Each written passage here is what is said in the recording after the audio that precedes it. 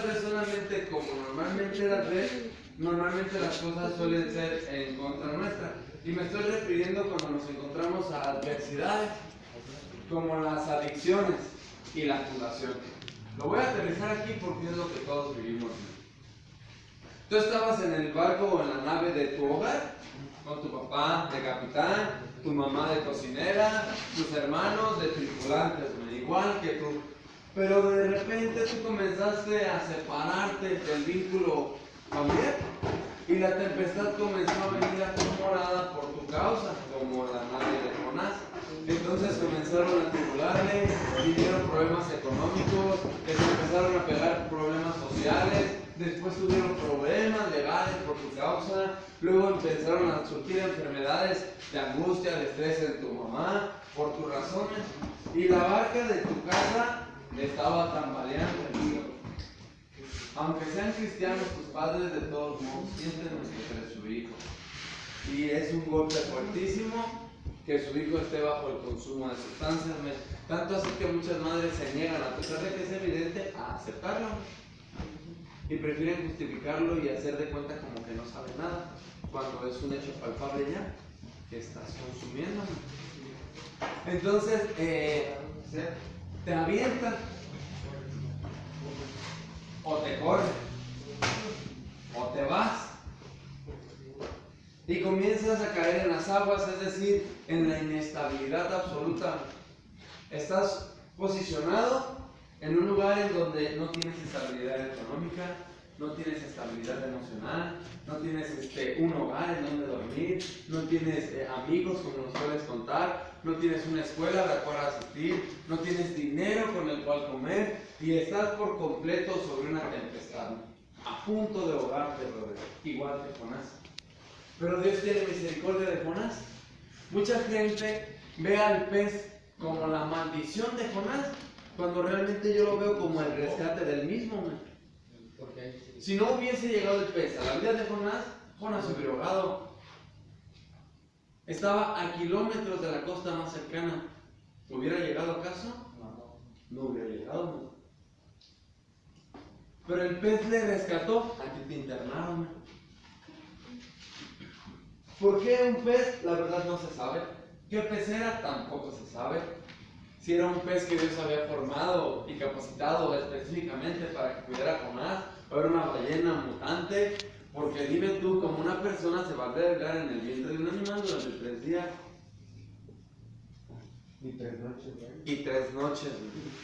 Pero bueno, Dios usó lo que tenía a la mano para rescatar de una muerte segura, como a ti. Y te encerraron en la fundación, tu ballena.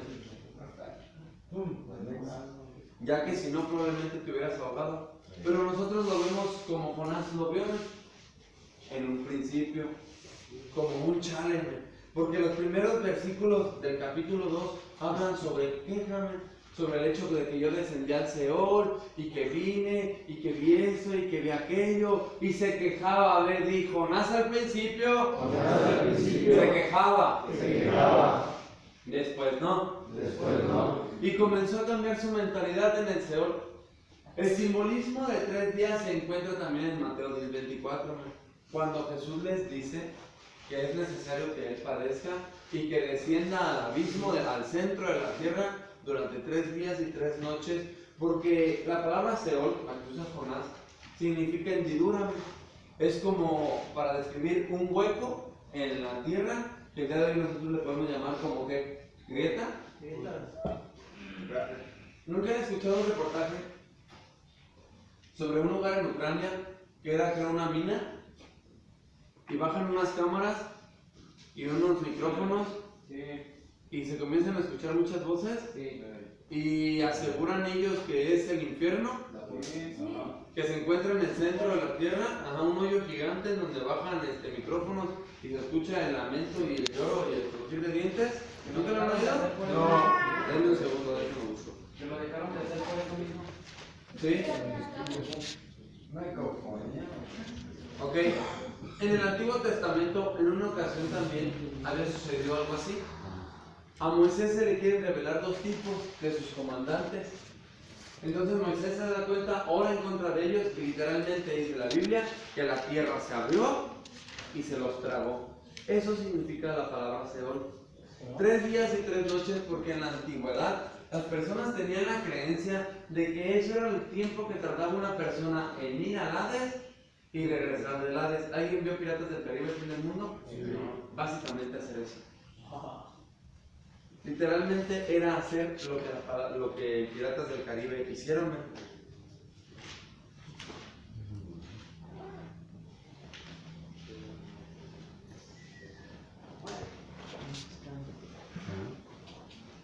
Denme un segundo,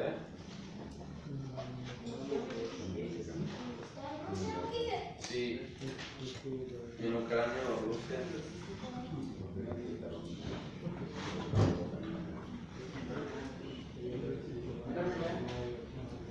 Ya lo llegué. Allá por Jiwa.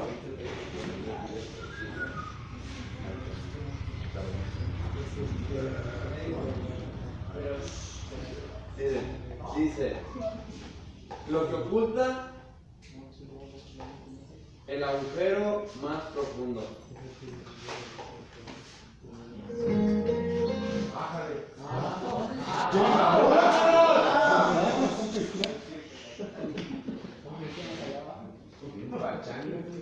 Siempre sentir interés por lo que había más allá del horizonte.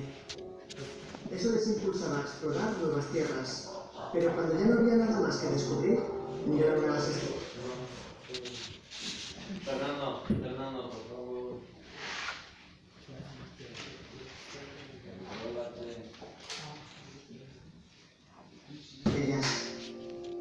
Sin embargo, unos pocos sentían más curiosidad sobre lo que había debajo de nuestros.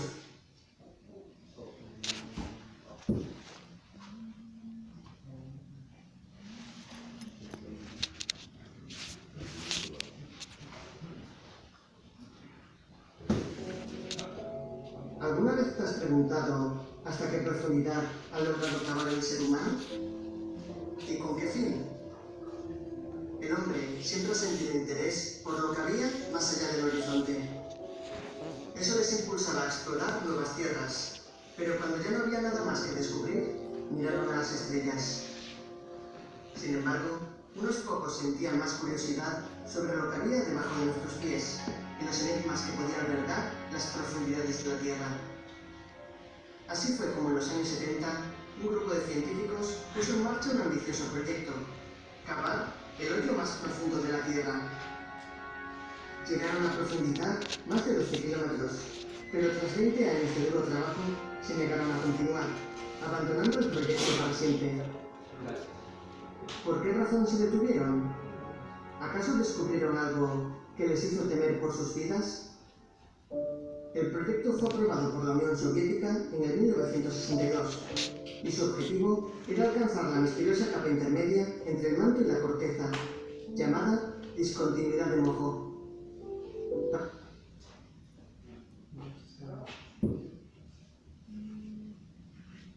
Para ello, debían perforar 15 kilómetros en la corteza terrestre, valiéndose de perforadoras diseñadas especialmente para la ocasión, las Uralmas 4E y posteriormente Uralmas 15000. El pozo solo tendría 20 centímetros de diámetro, ya que su finalidad era la de recoger muestras. Después de años de preparación, el proyecto, bautizado como SG-3 y más tarde conocido como el Pozo Superprofundo de Kola, inició el 24 de mayo de 1970 en la península de Kola. La Unión Soviética no escatimó en gastos e invirtió una gran suma de dinero para que el proyecto llegara a completarse. Durante años, las labores de perforación continuaron sin descanso, y a medida que se internaban más en las profundidades de la Tierra, suministraban de rocas a los científicos. Portaban una valiosa información geológica. 9 años después de iniciar el proyecto, la perforación rompió el récord de profundidad establecido hasta ese momento, llegando a los 10.000 metros. Según las fuentes oficiales, el proyecto del Pozo de Kola no pudo seguir debido a que a los 12.262 metros de profundidad las temperaturas eran de 180 grados, muchos más de los 100 grados previstos. Se calculó que alcanzar la mitad de los 15.000 metros supondría un aumento de la temperatura de hasta 300 grados. La tecnología de ese entonces no era capaz de soportar tales temperaturas y se optó por abortar el proyecto. Hasta aquí la versión oficial. Sin embargo, existen otras versiones sobre el inesperado. En una publicación del periódico finlandés Amenusatia afirmaba que las excavaciones habrían seguido hasta el año 1992, alcanzando una profundidad de 14.400 metros. A este nivel, la perforadora había dejado de ejercer presión para empezar a girar de forma alterada, como si se hubiese topado con una gran cavidad de la roca. Los especialistas comprobaron que a estas profundidades alcanzaban los 1000 grados, un auténtico infierno bajo tierra. Es aquí, muy cerca de su meta, donde los encargados del proyecto aprobaron descender micrófonos especialmente diseñados para soportar tales temperaturas y así poder escuchar el sonido de las placas tectónicas. Sin embargo, lo que escucharon les dejó atemorizados. Parecían voces humanas gritando de dolor.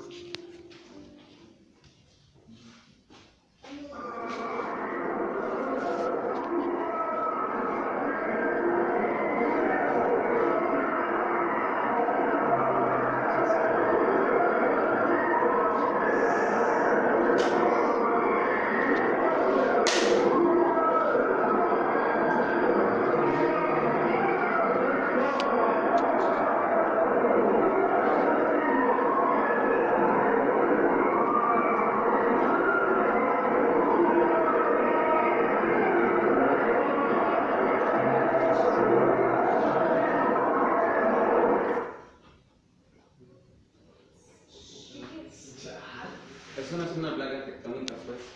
No. Bueno, era solo como para que entiendan, eso describe prácticamente lo que la palabra Seol significa. Es básicamente eso que escucharon. Cuando escuchan la palabra Seol significa literalmente eso, un hoyo en la tierra, en donde los muertos que mueren por causa del pecado descienden. Entonces Jonás dice que descendió a Seol, es decir, se sentía fuera, lejos de la presencia de Dios, pero al tercer día regresó, la ballena le vomitó. Una vez que se arrepintió y le dijo a Dios, ok, está bien, voy a hacer lo que tú quieres que yo haga, la ballena le dejó en tierra firme. Y es que Dios es experto en transformar una consecuencia en una oportunidad. El hecho que tú y yo estemos acá es consecuencia de nuestro consumo, ¿sí o no? Sí. Pero que estando acá tengas muchas oportunidades de vivir de nuevo, eso es parte de Dios. ¿Sí me explico? El hecho de que tú llegues acá por una consecuencia, pero una vez acá comiences a querer vivir, comiences a soñar de nuevo, comiences a tener ganas de vivir bien, comiences a tener ganas de reestructurar a tu familia, eso ya se está convirtiendo en una oportunidad. Ahora que te capaciten, que te entrenen, que te adiestren, que confíen, eso ya es una oportunidad por la cual nadie llegó acá.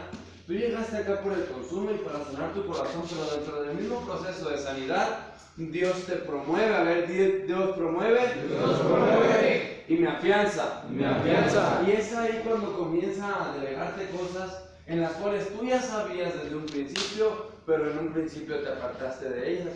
¿Cómo hacer el bien? No nos metamos a cuestiones de propósito, de cosas muy místicas y muy profundas, sino a lo simple y a lo básico a lo que una persona vino sobre esta tierra, que fue a ser feliz, porque ya se nos había olvidado. Ya no éramos felices, ya no vivíamos la vida, estábamos muertos en vida, para morirnos e irnos a otro infierno. Mucha gente afirma que el infierno está aquí en la tierra porque es el que vive en su corazón, pero no es el infierno que Dios delegó, ese es el infierno que tú te formaste, por huir en sentido opuesto a la presencia de Dios. A mí mi papá me decía, hijo, tú vives un infierno aquí para morirte e irte a otro, neta, si estás bien tonto. O sea que tú vas a conocer dos infiernos. La probadita y la completa. Y si creemos y llegamos a considerar que el hecho de estar en la tierra mal es como una empezar al infierno, estamos equivocados. No es así. Los demonios no afirman eso. Los que provienen de ahí dicen que no vuelven ahí.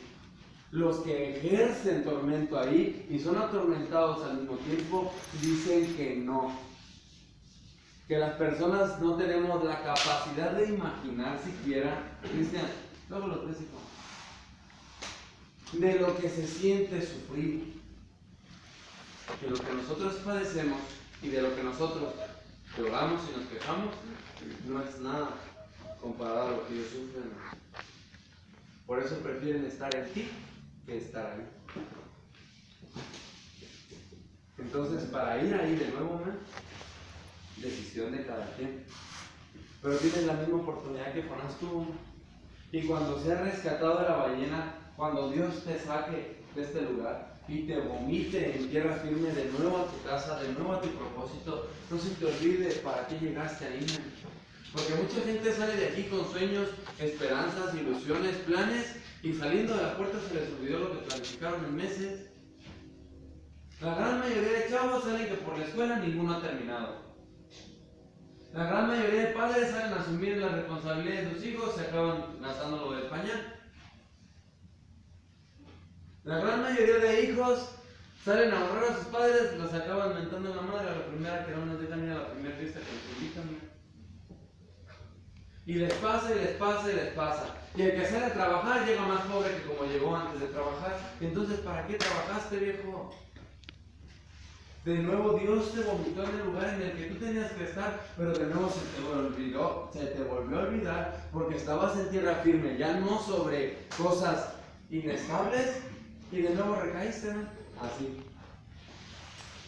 Y tenías que ir a Nínive y de nuevo arrancas para Tarsis, y tenías que hacer las cosas bien y regresas de nuevo a hacerlas mal. Y tenías que de nuevo ser disciplinado y te haces huevón, perezoso, indisciplinado, sucio, mantenido y exigente, viejo.